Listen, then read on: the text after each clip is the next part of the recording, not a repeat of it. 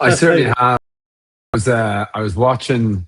I watched this. I stayed up like last time. I think it was the first game. I stayed up a little bit late for.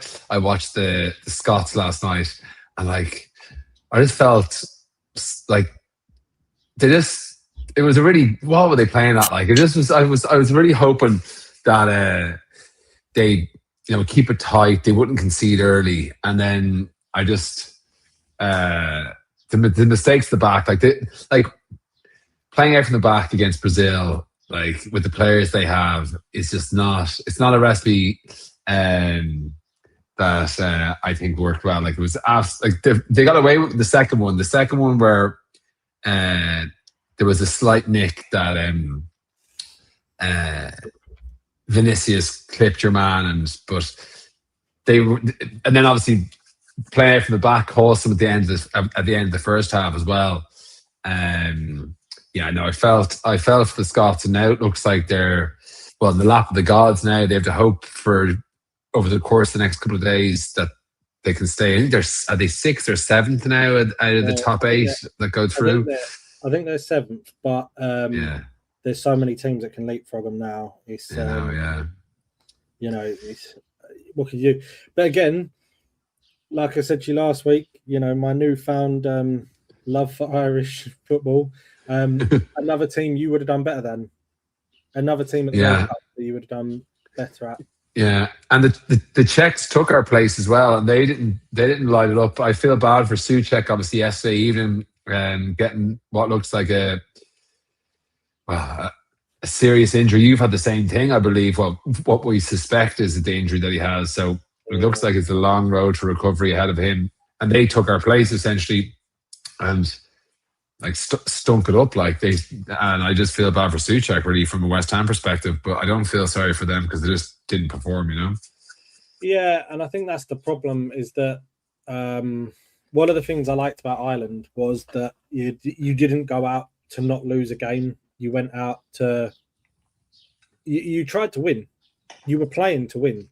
And I think that there's a lot of teams in this tournament. It's so fucking boring that you just watch, like Ghana the other night against England. Ghana, they didn't want to know. Like they just didn't want to sit back, and they were disciplined. Yeah, a top quality team. When you watch that, I'm hypercritical of England anyway, because England are fantastic. They've got fantastic players. They've got great infrastructure. We're light years ahead of even, like, no offense to Ireland, but Ireland, Wales, Scotland, totally different world. We're ahead of the Czech Republic, Denmark. Like, in terms of infrastructure, we're so far ahead of teams like Norway, Sweden, stuff like that. But we still perform at a very mediocre level. And I think that there's this like bit where English people kind of celebrate mediocrity to some point.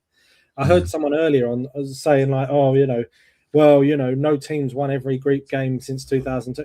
It doesn't matter. You should still be trying. Like, I honestly think if France were playing against that Ghana team, they would have found a way to break them down. If Spain were, it's not good enough really from England. And I don't think Tuchel made very good choices.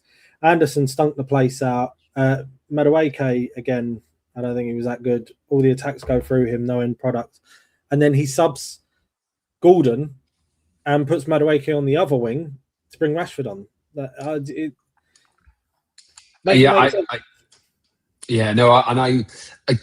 In England's defence, there has been a few games this tournament so far. Like Irish people have a interest in Cape Verde because the only Irish player is playing for Cape Verde, so they kept Spain to a 0-0 draw in the first game. And there's been a few other games where there's been a few curious draws. But having said that, like Irish people, the most watched team will always be England. And every tournament, we're kind of waiting for England to kind of catch fire. And like, because we know all the players, we know how technically amazing they are, and we're always waiting for it. Like the Euros just gone, you've had a few favourable draws to get to, finals and so on, but you've never blown a team away. And I thought against Croatia in the second half, the first half wasn't great, but I thought in the second half, you really were going for the jugular. And Croatia aren't the team they were, but I was like, okay, maybe England can kick on from here. And you'll obviously beat Panama and go through to the knockouts. But you'd want to have a lot more going on because, as you say, and the big criticism, I watch everything on Irish TV, the big criticism they have is the two that you mentioned, 𝗪𝗏𝘀 and Gordon. They're not really Anderson as well, like playing Anderson and Rice. You need a creative player in there somewhere, because Bellingham is not that kind of creator. You kind of need someone that can be brought on, that brings a plan B. You know, I know the season there's a few players, Cole Palmer jumps to mind. He might have been able to do something different. Morgan Gibbs-White might have been able to do something different. But I think when you're just constantly playing, two lads on the flanks that are just trying to whip balls in, and like Ghana were able to they're bigger lads than the new lads, and they were able to head everything away. Obviously, Kane had that one chance that he slashed over the bar, but you're kind of hoping that there's, as you say, you can find a way, Yeah, it's tricky. Like I feel like the selection is what let us down, and it's very interesting to hear. Probably the most diplomatic Irish football supporter I'll ever speak to. Like you're very like, a lot of Irish people are like, oh, fuck the English, fuck them, like they get battered. But you're kind of like, it's good to kind of get that outside opinion, because as English supporters, we have a tendency to get so far ahead of ourselves. The other day, as you say, against Croatia, we had a decent second half, and all of a sudden the World Cup was on, and then we draw, and now we're never going to win the World Cup, and then we'll whack you'll beat Panama 3-0, and then you're back on again. Yeah. Exactly. It's such a horrible thing. Watching Ghana the other day, though, made me jealous, because that's what we tried to do last season. That's what West Ham were trying to do last season, and that's how. I know. It's horrible to watch. It's so anti-football, but it can work. I'm not saying I want to see it, but it can work. Yeah. I know. Yeah, it's just such a high wire act, and all that needs to go wrong is, in their case, Harry Kane doesn't skide over the bar. You need a little bit of luck when those games are happening, when you're performing like that, like backs against the walls job. Not to really litigate last season, like we did obviously cough up a lot of points. But I think VAR played a role in a lot of those games as well that I don't want to talk about. But there was games where I feel like we, got away with it. Actually, speaking of VAR, that concert challenge was that was a Stonewall penalty. Yeah, how did he get away with that? It wasn't even checked. No idea. Again, officiating on the biggest stages is failing us. It's I mean, it's benefited us. It's benefited England. Yeah, of course.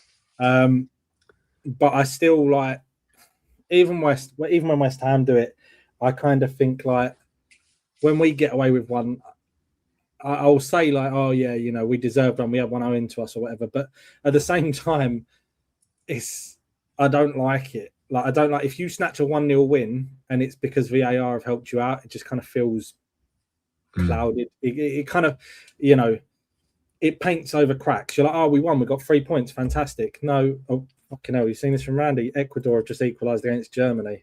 Apparently so. I was just literally going to check. I haven't even been checking the games. Oh. And by the way, there's 37 more of you watching than I thought there was going to be tonight. So thank you very much for all those who've chose to spend their evening with us instead of the football. Well, they can have the TV on in the background, which is, I presume the Scots are hoping for the Germany to beat Ecuador. I assume. I'm assuming Ecuador can potentially finish third. Who have we got in here tonight? We've got Randy, obviously. Evening, Randy. We got Damien. Well, yeah, we've definitely got Damien in the chat. Mark, how we doing, mate? Damien, you ain't taking your pills today, have you, mate? Oh, he's kicking off at it. I can't even put some of this stuff on the screen. I spotted a few rogue comments coming in. Oh man, and this is the thing that Randy's saying. Like, from an outsider, because it's Yeah. boring listening to an English person. How do you think England are going to fare? How far do you think England will go? I was in the airport on the way home from the stag do I was at last week, and we're having a chat. So obviously a couple of games hadn't happened yet. We hadn't seen we'd seen France play once, I believe, or whatever, and we'd seen everyone play once. And they asked me, who do you think's going to win the World Cup? And I sat there for ages, and I actually said, I think England could win it. I don't think you definitely will win it, but I think you could win it. And the reason I'm saying that is, like, we watched Brazil last night. Brazil have weaknesses. They do. France are obviously going to be hard to beat, needless to say. Spain, like, Lamine Yamal is not, he's obviously scored a couple of goals, but he's not fully fit. The reason why they won the Euros is they had him and Nico Williams flying it. You know, they haven't really got a striker. I don't know about 𝗪𝗲𝘀𝗁. You look at the others, like Argentina have obviously got Messi, but you kind of think that maybe they haven't got, you know, a full team. Portugal, I know Ronaldo scored a couple. Anyway, what I'm trying to say is there's a lot of teams that aren't like untouched. I don't think anyone's untouchable. I think you could be on any given day, you could beat Brazil, you could beat Argentina, you could beat the Dutch, etc., etc. Now, things will have to go your way, but I think you'd have to give yourself a shot. Like, you know, if I was to pick favourites, I'd probably have France up there. I would have Spain probably still. I don't think the Germans, like, I know they've scored plenty of goals and they've got your man 𝗏𝗏 banging in the field from the bench. I still just don't think that the finished article. So I think you could go deep, but it looks like, from what I've seen with some of the permutations, that you're not going to get an easy road to the final. You know, you're going to have to play some pretty hefty teams pretty early doors. So you're going to have to do it the hard way, unlike a few of the Euro runs that you've had, where you've had a few generous runs and you get knocked out in the final or you lose the final. But you're going to have to do it the hard way. And if you know, I think there's a chance. But will I put a couple of £100 on you to win it? Probably not. No, not at all. I honestly think this one's got Argentina written all over it.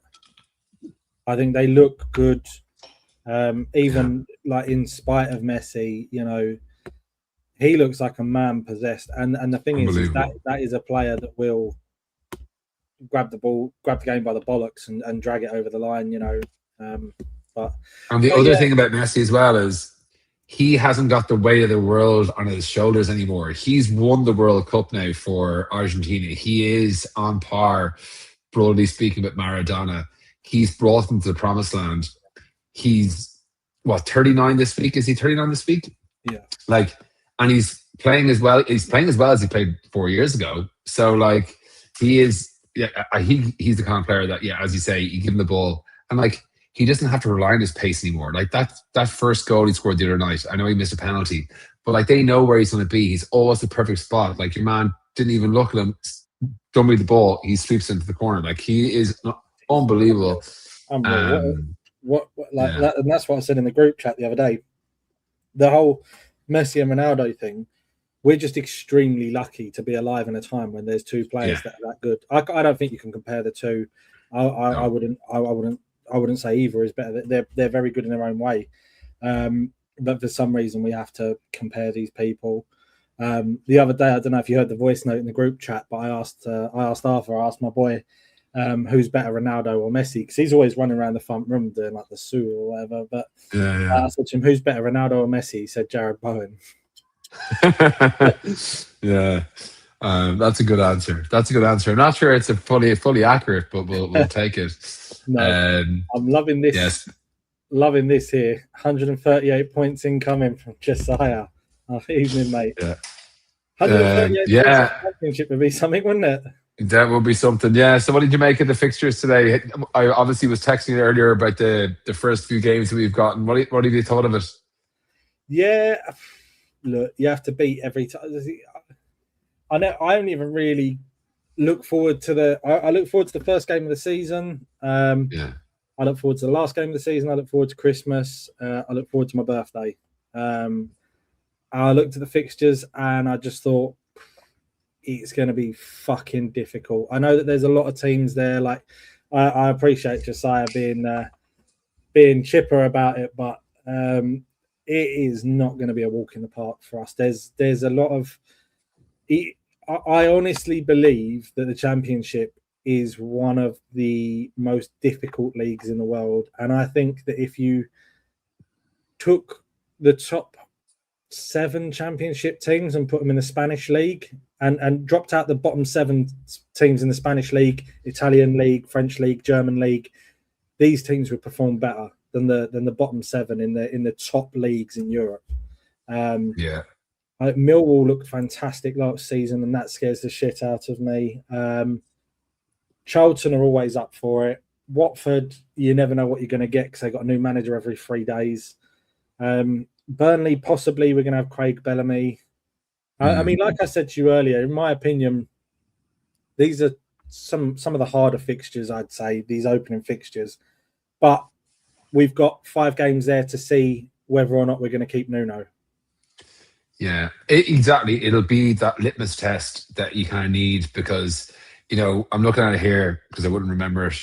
So we got Burnley, Charlton, Watford, Wolves, Derby. They're the first 5. And like you'll know by You'll know by September the 5th where we stack up. Yeah. Because you're going to have a full spectrum. You know, Watford fell away last year, but like they're obviously going to be competitive. We know Burnley are going to be good. We know Wolves are going to be good. Derby as well. Charlton I know less about, but like of the 5, they're a big 5 games. So if we can come out of those games with, I don't know, 10, like, is 10 points crazy? Can we come out with 10 points? If you come out with 10 points, you got to be feeling like we're going to be having a great season. And I think a huge part of it will be, you know, if we can keep the key players, which is I was expecting some big news this week. I was expecting a director of football. I hope we get one by tomorrow, maybe. I was expecting because I think a lot of people are expecting, you know, something to happen this week. And with no one at the helm, you're kind of like, we can't buy players, we can't sell players. I know the World Cup, but like most of our players aren't at the World Cup. We got Somerville, Diouf, anyone else? Souček, of course, Souček. Alvarez, yeah. Wan-Bissaka. Yeah. Well, yeah, there's actually more than I thought, but like you'd expect that, you know, some of those will move on. You're kind of hoping that you can keep Mav, you might, you know, and Tati and Co. But then obviously there's going to be players that we're going to lose, like Fernandez is going to go to, hopefully not Spurs. But if Spurs pay huge money, I don't care. I just want the biggest amount of money we can possibly get for him. Somerville is playing amazingly and will presumably go. But then we need to, like, Souček's out for the season probably as well. Like, we need to get the ball rolling because it's 52 days. I was just doing my little math there. It's 52 days from the first game of the season. We've had a lot of work to do. Like pre-season's what, 2 weeks away, a week and a half away? I don't know. A lot to do.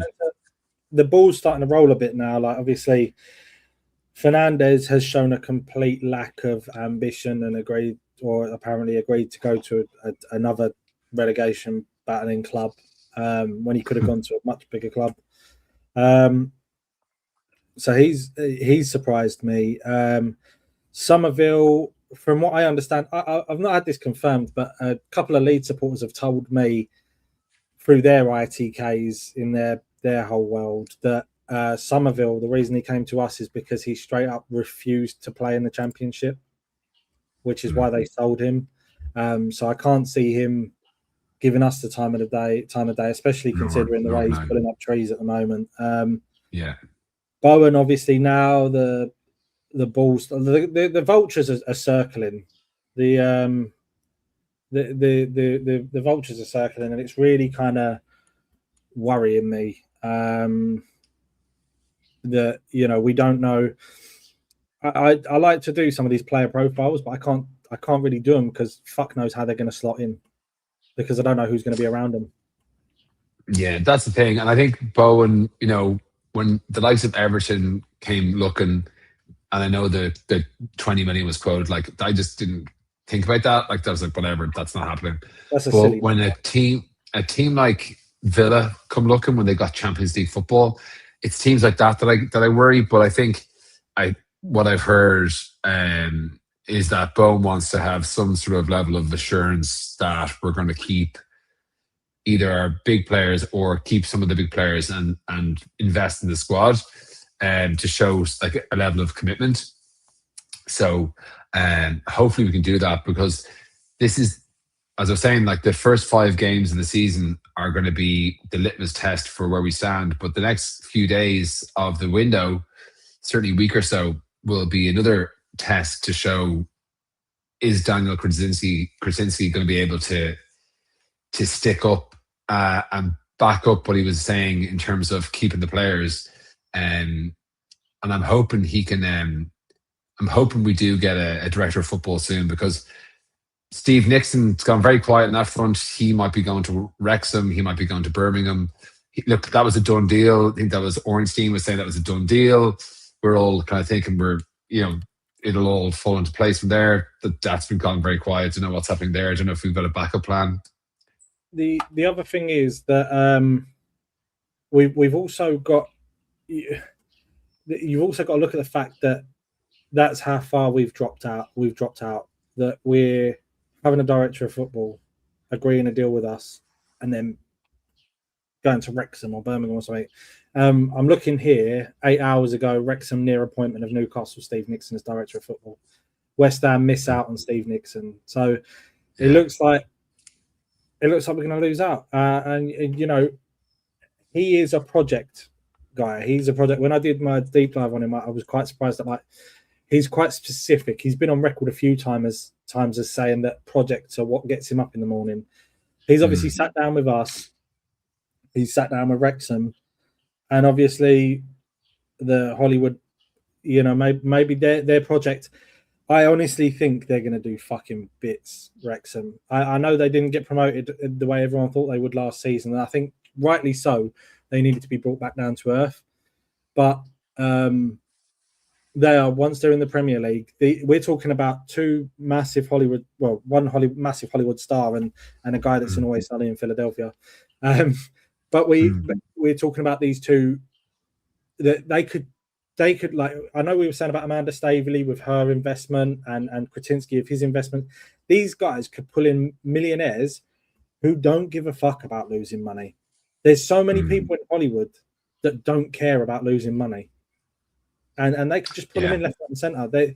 They could build that stadium massive. That part of the world, Wrexham, I know people who travel from Manchester to watch Wrexham. I know, yeah. They're almost like a viral club. Like they become like, you know, the most supported club kind of around the place, but people don't even follow football. I've watched a few of the series, not the last couple, but I watched them at a couple of years ago, and you have people flying from Asia, States, all over the world to go to Wrexham. So yeah, like I understand there's a big project there. They went very, very tight to the playoffs last year. I saw them play a couple of times. And they've obviously been able to, you know, prove to Steve Nixon that there's a project there, there's investment coming, etc., which is the case. And I understand that. And we obviously put something together too. Like, you know, we're like the biggest club or the biggest scalp. We know he could have been part of something that's like a huge rebuild, because we're obviously, you know, let's not get away from the fact, like, you know, we're in a much better position than we were a couple of weeks ago, should we say, in the sense that, like, you know, we had, you know, a different owner, or I know he still owns, you know, a certain amount, but we didn't have a majority owner that we were semi-happy with, at least. And we're all hoping and believing in Krasinski because we kind of have to, because but like the previous owner that we had, the fact that he's no longer in place and his shares will hopefully go to Staveley or Krasinski or whoever, you know, I just think we need to focus on the fact that we're in a better place. Like, if you look at the season ticket, the amount of season tickets that have been bought, a huge portion of that is on the back of the fact that, you know, your man's gone, you know. Yeah, it's Budgie's here as well, I see. It's definitely art. Here we go, Budgie. All right, mate. I was thinking about this earlier, right? I was standing in my bathroom having a piss, trying not to pass out from the fucking 30-degree heat. That mad bastard Kieran, every fucking week on a stream in Australia, right? This heat is too much. Yeah. And this mad bastard Kieran is on every week with Budgie, and you know, I bet Budgie was probably hotter than Kieran last night, to be fair.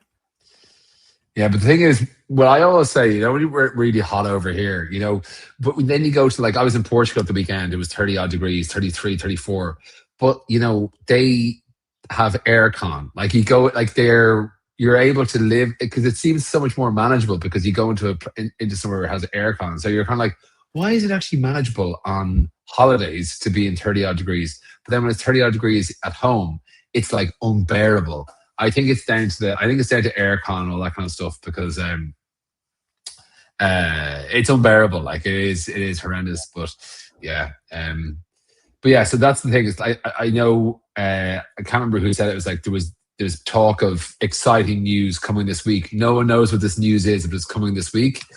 We're gonna need to hear something, because we're gonna need to have some we need to do some business. Like, you know, with a lot of players going to leave, not a lot, but quite a few, you thought, and hopefully keep the key players. Like, I'm thinking that there's a lot of players that aren't part of that key group, you know, and then obviously supplement it with a few half decent signings if you can, you know. That's what all, like, I'm not nervous yet, but if another couple of weeks go by where the silence is deafening, I will start to worry, because I'm like, we have to rebuild the squad and we have to replace some key figures that will go, you know. And there's obviously existing issues from last season. Like, if we kept the exact same team from 1 to 11, there's still surgery that needs to be done, you know. Yeah. Well, I mean, I look at it, right, and I've seen some of the news, and I've seen some of the shit that's happening. Like, I know that there seems to be someone said here about us, and what is the exciting news we're due this week. The thing is, I feel like we have to remember Sullivan has taken a back seat, but it doesn't mean Sullivan's gone. And I don't mean that as in the sense of he hasn't sold all his shares, because that's stating the obvious. What I mean is that lecherous little wanker has still got connections. He's still got contacts. He can still leak shit that isn't true. So he can still... This whole Matthias Fernandes to Tottenham thing could be absolute bollocks. That's why I'm finding it very difficult to believe anything at the moment, because this Steve Nixon thing was almost a done deal, and now it's not. Why leak it? Like, how are these leaks still coming out? Because we all know where the leaks were coming from before. So these leaks are still coming. You know, you and me earlier, we saw the fixtures a good hour and a half before everyone else. A couple of hours. Yeah, it was like 9 o'clock this morning. Yeah, exactly. So we're still, like, the leaks are still coming. Where are they coming from? But we need to remember that this bloke uses the media to spin a narrative, and the one thing that people in the media like is attention, likes, clicks, subscribes. So it's very possible that all of this is bollocks. Everton's bid, bollocks. Matthias Fernandes, bollocks.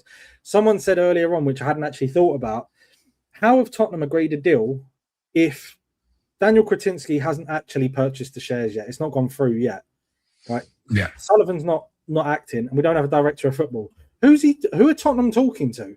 They're talking to that was the thing. Yeah, that was the thing. It's like the tea lady is like doing the transfer dealings, like, you know. Yeah, like, that was the thing that was kind of like, I was thinking with, like, insulated for a while. It's like, you've no one to talk to. Like, it's like you pick up the phone and, like, it's just like, it just goes to, like, you know, answer phone, you know. Who are you emailing? Who's picking it up? Like, you know. So that's the thing. So it's a double-edged sword in the sense that, like, you know, how do we can't get anyone in, but we kind of also there's no one to take care of the sales, you know, as well. So, you know, but yeah, so I just don't want a big scramble at the end. You know, all these things, you know, you always want the deal, you know, the deal's done early. I just don't want, like, a last minute scramble when it's like August the 10th and the window's going to be open for another God knows how long. So, you know, which drives me mad, by the way, because we could play 2 or 3 games and still have changes coming in and out. Like, you know, like Fernandez played the first couple of games of the season for Southampton this year. Yeah, exactly. This is what I was hoping as well.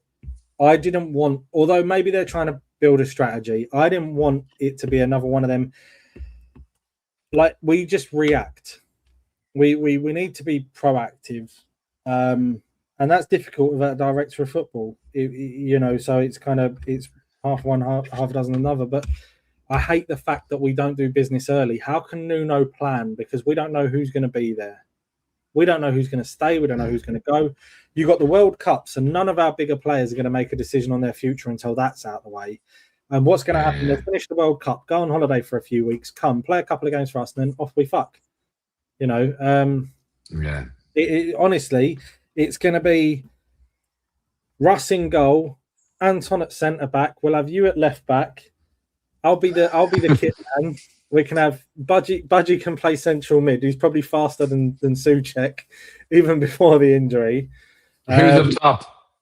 Who's up top? I reckon Toby. I reckon Tobes goes up top, to be fair. I was thinking Damien might be up top. He might have the, you know, bring a bit of X factor. Damien's replacing Paco. Yeah, what's the story of Paco? I heard Paco. I heard some rumblings that Paco, and it's fair enough. He probably wants a main gig. I think the quotes were, "This wasn't a permanent thing. This is more, I was just doing it to help out," kind of thing. So it looks like our boy Paco might be in the wind. It's one of them things, though. You know, it was a short-term contract, but again, I don't know if it's confirmed or, you know, it's again we're just going off rumors and conjecture the whole time. Like, you know, he could be sticking around. He would not be. I'd obviously love to have him stick around because I think he brings a bit of sense, and he can stick up to Nuno. What I do hope, though, is, and I know it got at the time it got framed as a good thing. Like, you know, when Nuno came in, he wasn't allowed to bring his backroom staff, and he promoted from within. Everyone's like, "That's great, that's good, it's very clever because he's getting in with the, you know, it's good for the club." It's obviously, you know, looks like he's, you know, really getting involved in the, you know, bringing the managers up from the under 21s, etc. But I think he needs to get his men in now. Like, I know he's fallen out with a few of his former buddies, but I think he needs to get his people in now. Like, I'm willing to back Nuno. I know it could go tits up, but I'm willing to back him, you know. And I think if he can get his right backroom staff in, I think we'll go a long way, because it's very difficult to kind of cobble together a kind of a coaching ticket, you know. I think some managers have their ceilings, and although contradictory, he got Wolves way up the league. He worked wonders with Nottingham Forest, but they were just one season. He's only ever done it for a couple of seasons. You know, I feel like there's managers like Daniel Farker, right? They'll get you up, they'll stabilise you for a season, and then you need to kick on. I said to Nathan the other day, I reckon that by January, Farker's gone and McKenna's the league manager. You know? Yeah, I agree. Like, and there was talk of getting rid of Farker as they got promoted, because it was like, you're unbelievable at getting up from the to the Premier League, but you might not be at it. And it looked like he was going to go change formation. They kicked on. They were unbelievable for the vast majority of the season. Fair play to them. But at the same time, I do agree. It could be a scenario where, you know, he runs out of road and McKenna or whoever takes his place. And if we go up this season, I would not be surprised if Nuno's gone by Christmas equally, or something to that effect, or the like.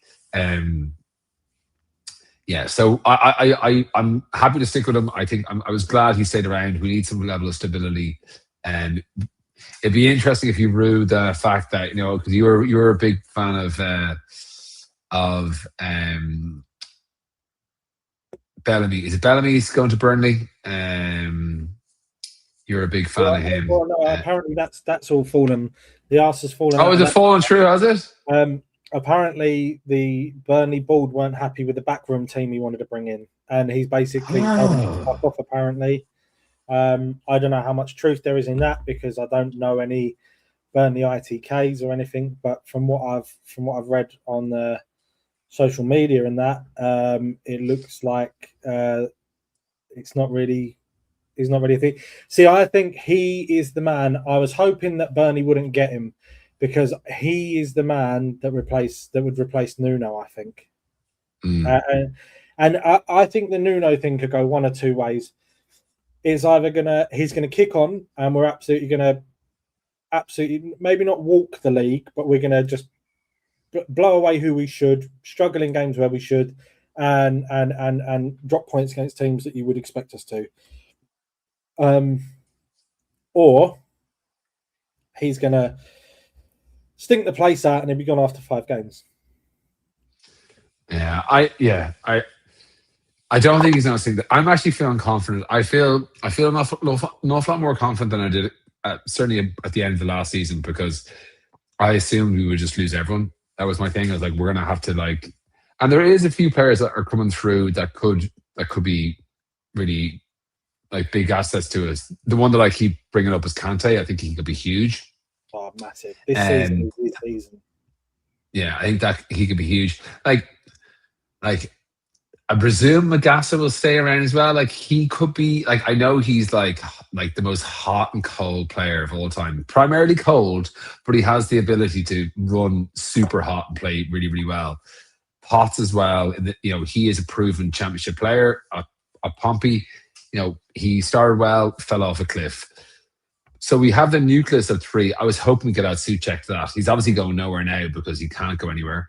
But I'm hoping that maybe his injury keeps him out for a month or 2 or 3 months, whatever it is, back in November or something like that. That would be in half. If we could add in, one midfielder in there to add to that mix, I wouldn't feel too bad about things. Especially if we had the likes of Bowen, a Somerville replacement, and then we had Tati, Wilson, Tati, Pablo. I know again another touch of a trampoline, but we needed I don't know, Fry or somebody at centre half to partner with Mavropanos, assuming we keep him. It's we have a bones of a team. We just need to keep a few and sign a few. See, I read something. I read an interview. It was with Argentina. I'll send you a link later, but it was with an Argentinian news outlet. And Tati did an interview with them and basically said that he referred to us, West Ham, as us. The thing that would guarantee us promotion is all about which players are let go and which players are kept. So it's not about signing. I saw that. I think that's why the us bit got me excited. And the news outlet were kind of saying that Tati isn't the same as the rest of the squad, because we would already have been planning, even in the Premier League, for a life without Fernandes. We would have already been planning for a life without Bowen, without Somerville, without Mavropanos. But the one thing that West Ham have lacked in a long time is a decent striker, and now we found it. It makes him different from all the other sellable assets in the team, because the other ones have got a fixed. What's Fernandes worth to you? Well, if he wants to go, he's worth 85 million. But what's Tati worth to us? Because Tati, a good striker in the Championship, you can build around them. Tati is the difference between promotion and stagnation. So his price is a lot higher than it should be. Yeah. Everyone's loving my 𝗥𝗲𝘃 take. Think he's it was a great comment here. 𝗥𝗲𝘃 is pure, unadulterated, festering shite from Toby. Yeah, look, 𝗥𝗲𝘃, he's a divisive character. I'm not saying he's the answer by any means. I just remember him at Old Trafford, and I'll just, if he can produce that kind of game, every so often, why can't he produce it a bit more often in the Championship? That's all I'm saying. Potts as well. You could probably say the same thing about Potts. He lost all confidence later in the season. That game against Villa, where he wasn't supposed to start, was thrown in. like disaster. You know, he just didn't happen for him in the last few months. But again, I do think he can bounce back. I certainly hope he can. I Kante had a disastrous game against, was it Bristol? I always forget who played in that FA Cup game. But I think he'll be amazing, you know. Yeah, so there's talent in the squad. I'm just worried that. And who's going to be there? You know, that's the problem. That's the thing. Yeah. I do agree though. I don't think we should write anyone off. I think everyone. The Championship is a place to prove yourself. You know what I mean? If you can't, his hot spell lasted 14 minutes. That is true. I get the feeling Toby is a massive fan of M'Gassa. Budgie's 100%. Yeah, well, that's the thing. He might very well do. Yeah, Toby's got M'Gassa on his the back of his jersey for next year. I'm actually looking forward to seeing what the jersey looks like. All the mock-ups look pretty good, but I hope it's half decent. Yeah, I do always like the kits, and probably my last favorite kit was a Championship kit, the JobServe Reebok.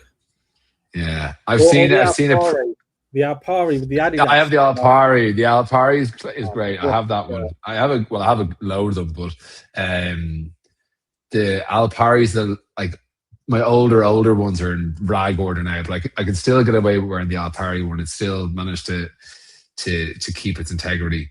But I've seen a few on classic football shirts. I've seen a few of those JobServe ones like come up, and I'm like very tempted. It's a lovely jersey. My only problem with the JobServe one is it was a transfer logo. The badge was transfer, not like embroidered. So they've got shelf life, those shirts. Yeah. So hopefully we'll have half decent kits. But I just think that there's half a team there. We just need to obviously get another centre half, get another centre mid, get a winger. You know, maybe there's lots of talk of big, massive, strong strikers up front as well. The lad from Swansea and a few others, but I think Budgie actually made a point earlier about signing Craig Dawson again. Yeah, that's real. Yeah, but that's the kind of player we badly need. Like, you know, there wasn't a huge song and dance made when he signed. It wasn't a big, exciting signing. No one really got carried away. But as time wore on, we're like, geez, this guy is unbelievable. Like, it was just such an incredible signing. And I think the Championship is where you need a big fuck off, no nonsense defender. Like, you know, who's that Northern Irish guy who plays for Sunderland? You know, that big, huge fucker. Like those kind of lads that'll put their head on anything. Yeah. They're the lads you need. I mean, I've seen some links. I've seen some links today. Dwight McNeil. I've seen him. And then Adam Webster from Brighton. He's carrying quite a few injuries, so I'd be worried about that. I think that Toby's just made a fucking fantastic point that my ADHD had fucking completely glossed over, but I've been wanting to talk about it for ages. I honestly think that we can't afford to let too many squad players go because there are like 785 games in a season in the Championship. We got to rotation is going to be a big thing for us this season. I would like to see us as well have a crack at the FA Cup. I really would like to see us have a crack at the FA Cup. But yeah, what do you find, gentlemen, think about Bowen playing in number 10? His legs slowly leaving him. I know, like Russ, he just finger on the pulse, right? Russ said this the end of last season, something I'd never even thought about. It must be something about sitting in that fucking music box that he sits in up at the Olympic Stadium, right? He just sees shit up there.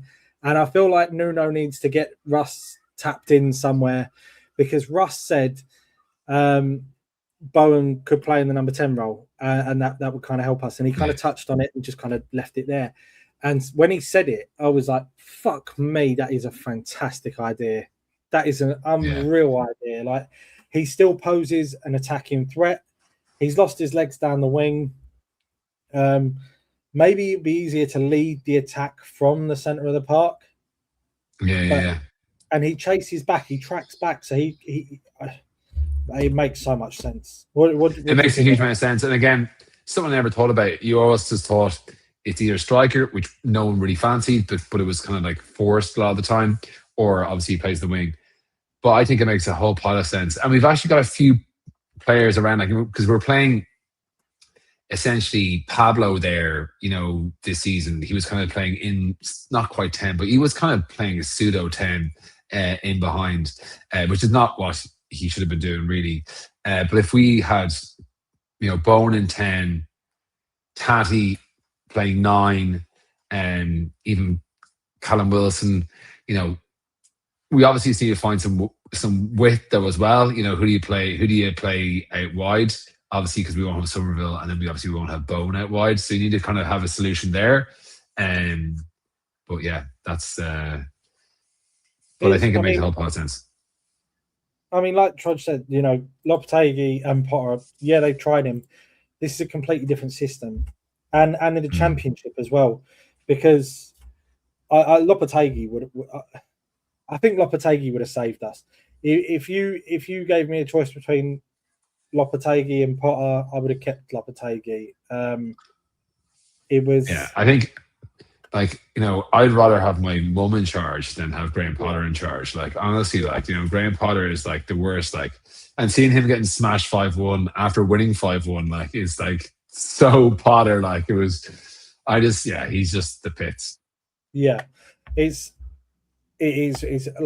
I think it's quite funny as well, because two of the biggest things that have landed us where we are. One, they gave up on Lopetegui too soon and didn't give him enough power when he was at the club. And they gave Potter way too long and way too much power. They went too far the other way. Yeah, it was ridiculous. It's just bipolar ownership. It's micromanagement. It's Sullivan is a fucking idiot. This is what I mean. He just does the most stupid stuff. He makes the most stupid decisions, and then kind of shrugs it off because he's only ever put 15 million quid into the club. Which is mind blowing, really, when you think about it. Let's hope that Kretinsky can be a bit more shrewd, a bit smarter. That's what we're just saying. Sullivan was so knee jerk. You go from one extreme to the other. That's going to get you nowhere fast. And look where it got us. We're obviously, it's no accident that we end up in the Championship. Yeah, it's there we go. What we got here? They used him as a second striker. Potter fucked us with player sales, which is 100% true. Trudge here is 100% right. I honestly believe this as well. If we had Alvarez last season, I feel like we would have been a lot better. We would have had leadership. We would have had someone screening the defence. He would have been able to organise the defence. Hands down, he would have been my captain last season if we had Alvarez. Having said that, injuries and his discipline isn't great. Do you reckon there's any chance he'll play for us in the Championship? I hope so, especially with Souček injured. Gives us more of a reason to keep hold of him. Yeah. I mean, it all depends on who comes in for him, doesn't it? It'll be some Turkish side or something will come in from. Yeah. Or would he could go to Saudi or somewhere, it wouldn't be that's what I'm thinking. I think Middle East or Turkey or something. Yeah.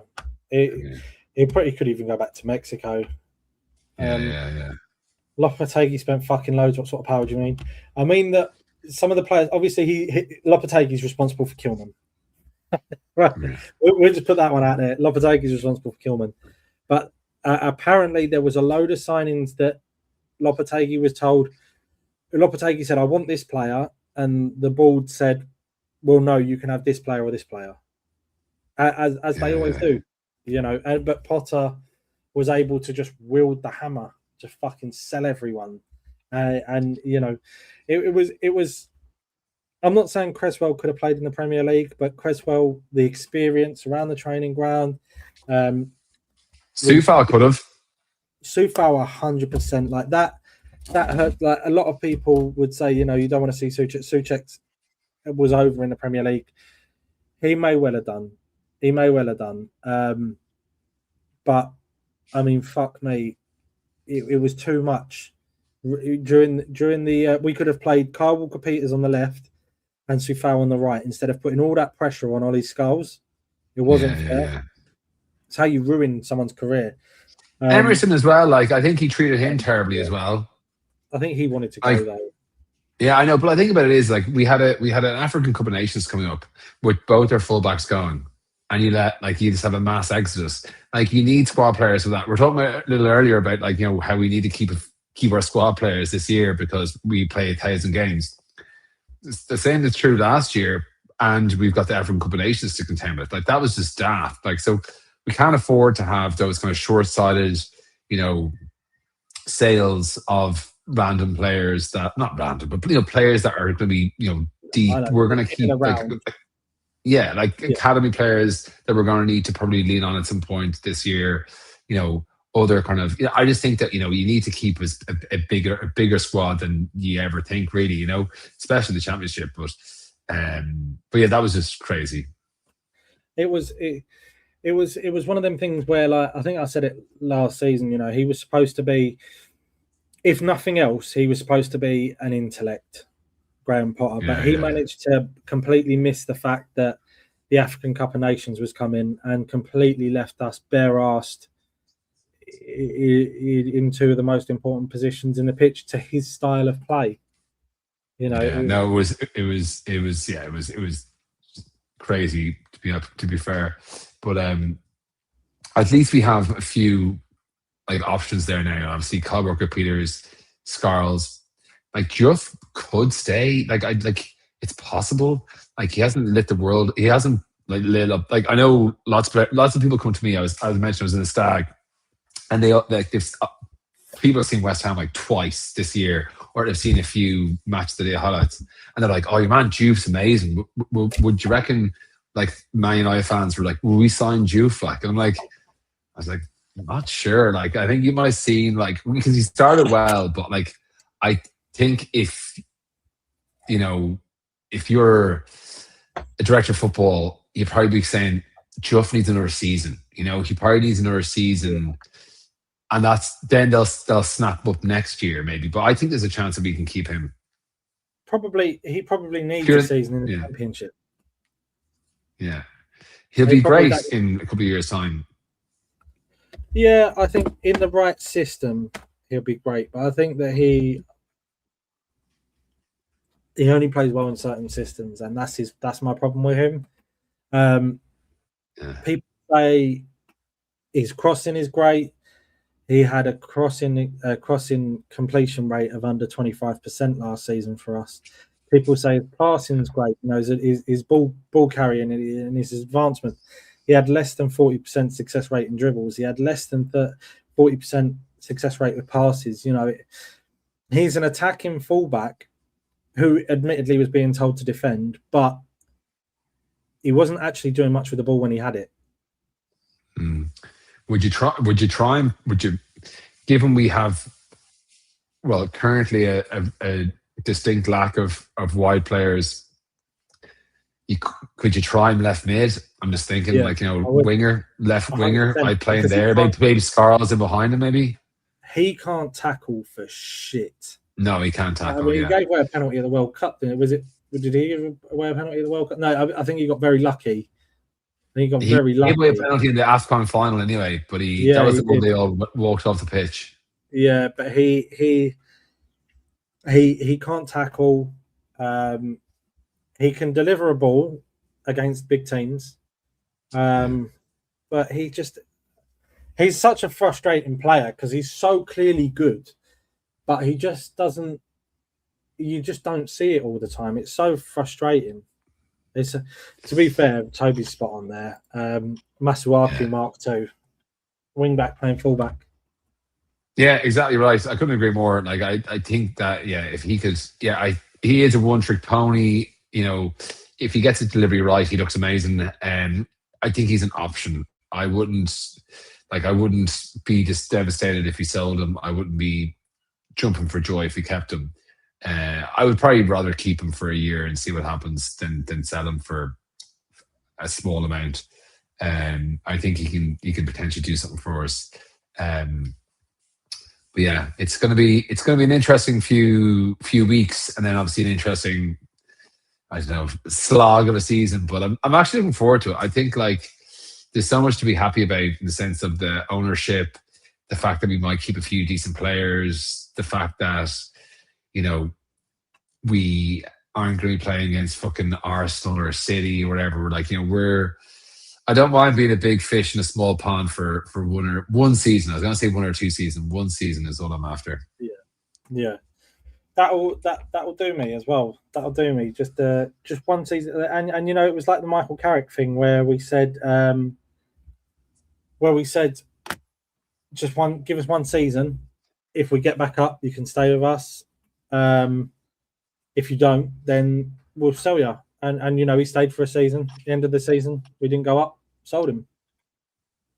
And you can do the same as well. Like, not that I would encourage it, but like you could say, look, stick with us. If we're fucking in 15th place by Christmas, we'll sell you, to certain players.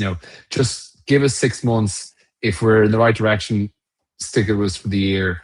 But if we're having a nightmare, we'll see what we can do in January. But like, yeah, I think there's ways to convince people to say if you can obviously tell. Obviously, Bowen will know that he can become a legend. Like if he sticks around, gets us promoted, all the criticism of him like not being at his best, and obviously being a captain when he brought us down. If he can be the captain that stuck around and brings us back up, he will be a god amongst men. So yeah, like that's what I would do. But again, I understand when there's Champions League football potentially turn at you, it's pretty tough. It makes me think as well. Like, I mean, we've said it before. You and me have said it before. And we've had the chat. If you're Bowen, do you stay and become a hero, or do you go? Throw it under the bus to play for Everton or Bournemouth, or And he will be, but he won't even be the main man there for a lot of these clubs. Like if he goes to Aston Villa, he'll play, but he won't be. He's not a guaranteed starter. He's not first name on the team sheet. I don't think. There'll be a lot of rotation. I think. So I'd rather be. I'd rather stick around. But yeah, the key players and Toby. Yeah, so Bowen, Tatty. Like I KWP, he is a key player, but I think he's guaranteed to stay. Bowen, Tatty, Mavropanos, they're the spine, and I think that they're the ones that I hope stay. I think a couple will, but I worry that some German team will come in for Mav.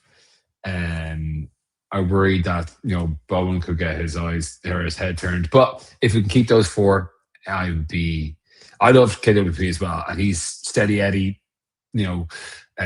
He's great. So if we can keep those and build a team around it, like I know there's been links with a few people today. Dale Fry before. Was it Sidey Peck? Is he the guy that? Yeah. Sidey Peck, please, mate, please. Yeah. Please. I look at some of these players. We were linked with Hayden Hackney a couple of seasons ago, and we didn't feel like he was worth the money we were quoted. And Hadji, what's his name? The Coventry striker. Oh yeah, the guy. He's playing for the US at the moment. Hadji Wright. Hadji Wright, that's it. That's another player we kind of dabbled in. We didn't feel like he was worth the money. But we were offered Ivan Toney from Peterborough back in the day, and Sullivan was like, no, was it Sullivan or Moyes said that 30 million was too much for Ivan Toney. Fuck me. Yeah. It beggars belief, like what could have been. But I wish that we had a better idea. If if we're not going to sign anyone, the good news I would like this week, if we're not going to sign anyone, if we don't have the money to sign anyone, I would like for us to just confirm players that are staying. Yeah, absolutely. Like that's what we want. Like, I heard there was a rumor that went out that like players just got an email saying you're staying. Yeah. If that could be, obviously an email is not worth the paper or the medium it's written on. But like, if we could get some sort of clarity of like, X, Y, and Z are staying, because we're second guessing, and I saw that as well. That I thought it was Werder Bremen, but it's Leverkusen were linked with Mavropanos earlier today. Like that's the kind of link that gives me the heebie-jeebies, like, because I'm like, he could easily go there, and Neymar, yeah, these. But yeah, I just think that as a fan base, there's so much up in the air. But I think, as I said, I'm still positive because of the ownership's change, but we just need things to move a bit quicker now in terms of like who's going to be leading our recruitment, who's staying, who's coming in, etc., because there's so much so unknown now. We're kind of like, who knows what team we're going to have, and there's 52 days until the start of the season. I just want some stability. That's all I want. Same. I want to be able to start planning. I want to be able to start planning like I'm the manager. But as a fan, I just feel even if we don't sign anyone, even if I don't want transfer links, I just want them to turn around and go, right, Bowen has stated he's given us one more season. Mavropanos has stated he wants to leave. It might not be the news that we want to hear, but I just want to hear it. Just give us the straight, yeah. Yeah. Even if they turn around and say, well, everyone wants to fuck off. Okay, no worries. Like, at least we know where we're at. Yeah, that's the thing, because, it's one thing, because you can think of all different scenarios yourself, but it's always best just to cut the shit and just tell you what the story is, and then we can kind of make our peace with it. In the same way that you have to make peace with getting relegated, you make peace with it eventually, we're going to have to make peace with, we've already made peace with Fernandez going. I'm okay with that. I've made peace that Somerville's going. I'm okay with that.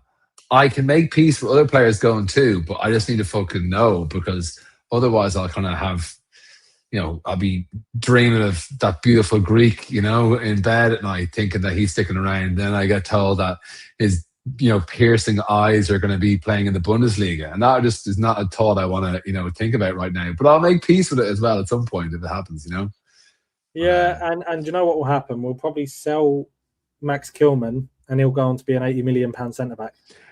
Yeah, well, listen, you know what? If that happens, I'll be buzzing for him. If Max Kilman can go somewhere and play amazingly, I'll be happy for him. I don't think he's got a bad bone in his body. I don't think, he didn't, his price tag is a killer. He hasn't played for us. He doesn't fit in with our team at all. If he can go to somewhere and resurrect his career, I'll wish him all the best. But no matter what, like, you can say he can go off and become an 80 million player. He could stay with West Ham for 100 years and he wouldn't become that player. He just won't happen here. He has to go somewhere else. And there's going to be players that, would have been amazing at us that never came here and will never make it other places. There's players that there's players that won't fit in and they'll go and be amazing somewhere else. And you go, we have him and he would have been amazing, but it might not have worked, Anyway, I wish him all the best, but I don't want to see him wear a Standard shirt ever again, put it that way. What can we do, eh? What can we do? But yeah. I hope that next Thursday we've got a lot more to talk about. Yeah, we got the fixture list today, but that doesn't tell us much, really. No, although I haven't actually checked. I guess if England play during one of these gift of the gabs, I don't think there's any point in us doing it because. Let's have a look. Let's have a look, everyone. Let's see. Thursday. What day is today? Today is the 25th, so it's gonna be Thursday, the 2nd of July. USA will play the third place of BEF something else. Group H winner and Group J second place. That's one name. So the big game on Thursday is Group H winner. So get the groups up there. We'll have a look who's on next week. Okay, so Group H winner will be, jeez, Spain. So Spain are Group H, aren't they? This is really exciting for everyone. Me just scrolling through groups. Yeah, Spain will be playing J second place, and who are Group J? J are Argentina, Algeria, Austria, or Jordan. So it'll be Spain versus one of who are second place in that group at the moment. Austria. It looks like it'll be Spain, Austria, or Spain, Algeria next Thursday at 8 p.m. Well, I mean, hopefully people will still tune in. Yeah, we'll have it up. We'll have it up. I wasn't, we figured we weren't up against huge games today with Germany, Ecuador. Is that still 1-1? I don't actually know. Let's have a look. The Ivory Coast are beating Curacao 1-0 anyway. I know that for a fact. It's half time 1-1. Yeah, Germany, Ecuador. Are we going to watch? Are people going to tune into the Are people going to tune into the second half of Germany, Ecuador? Are we? Who's doing it, lads? I don't know. Are you doing it, Ben? I might do if I can't sleep because it is so fucking hot. I might watch it, but I'm exhausted, so I may just. It's not like it's not the hottest fixture in town, I honestly, I think it's going to be a cold shower and into bed for me. I think. Yeah, I've had my one pint of Guinness. So. Yeah, I saw that. Nicely done, nicely played. I was on the Coca-Colas myself, but that's because I was on a stag do and I'm still shocked, to be honest. But listen, Ben, it's been a pleasure chatting. Thanks for everyone for joining us this evening. Cheers, lads. Thanks everyone for joining in. And Connor, I'll chat to you, but I'll speak to you next week. Next Thursday. I will. See you then for Spain versus somebody. Right, all the best. See you now. Maybe we'll do a watch along, maybe.